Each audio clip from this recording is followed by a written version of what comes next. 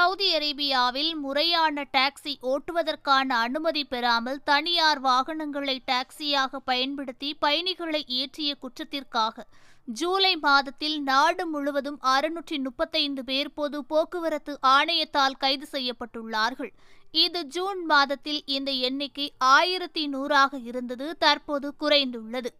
அனுமதியற்ற நடைமுறைகளை குறைத்தல், பயணிகளுக்கான சேவையின் தரத்தை உயர்த்துதல், விமான நிலையங்களில் உள்ள சலுகைகளை பயணிகள் பயன்படுத்துதல் உள்ளிட்ட பல்வேறு காரணங்களுக்காக இந்த சோதனைகள் மேற்கொள்ளப்பட்டது.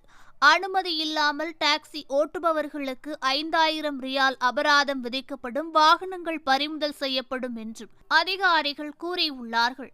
மேலும் இது சம்பந்தமான செலவுகளுக்கு அவர்கள் பொறுப்பேற்க வேண்டும் என சவுதி அரேபியாவின் பொது ஆணையம் கூறியுள்ளது.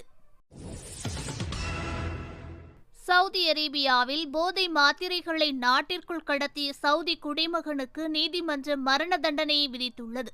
சுல்தான் பின் ஹமிகான் பின் அலி அல் அத்வாவி நாட்டிற்குள் ஆம்போடைமன் மாத்திரைகளை கடத்தியதற்காக தபுக் பகுதியில் உள்ள உள்துறை அமைச்சகமானது செவ்வாய்க்கிழமை அந்த நபருக்கு மரண தண்டனையை விதித்துள்ளது.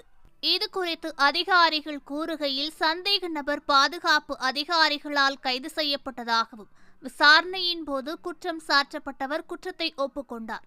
பின்னர் நீதிமன்றத்திற்கு அனுப்பி வைக்கப்பட்டதும் நீதிமன்றம் மரண தண்டனையை விதித்துள்ளது.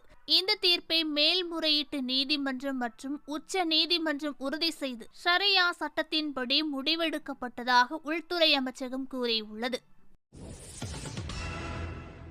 சவுதி அரேபியாவில் இன்று முதல் மழை பெய்ய வாய்ப்புள்ளதாக அறிவிப்புகள் வெளியாகியுள்ளது.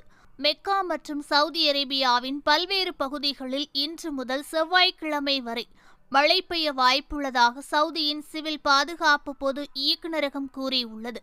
வானிலை முன்னறிவிப்புகளை குடிமக்கள் மற்றும் குடியிருப்பாளர்கள் தெரிந்து அதற்கேற்றவாறு நடந்து கொள்ள வேண்டும் என ஆணையம் கூறியுள்ளது. குடிமக்கள் மற்றும் குடியிருப்பாளர்கள் பாதுகாப்பான இடங்களில் தங்குமாறும், நீர்நிலைகள் மற்றும் பள்ளத்தாக்குகளில் பயணம் செய்வதை தவிர்க்குமாறு அதிகாரிகள் கேட்டுக்கொண்டுள்ளார்கள். மேலும் அதிகாரிகள் அளிக்கும் அதிகாரபூர்வ அறிவுறுத்தல்களை மட்டுமே பின்பற்ற வேண்டும் என சவுதியின் தேசிய வானிலை ஆய்வு மையம் கூறியுள்ளது.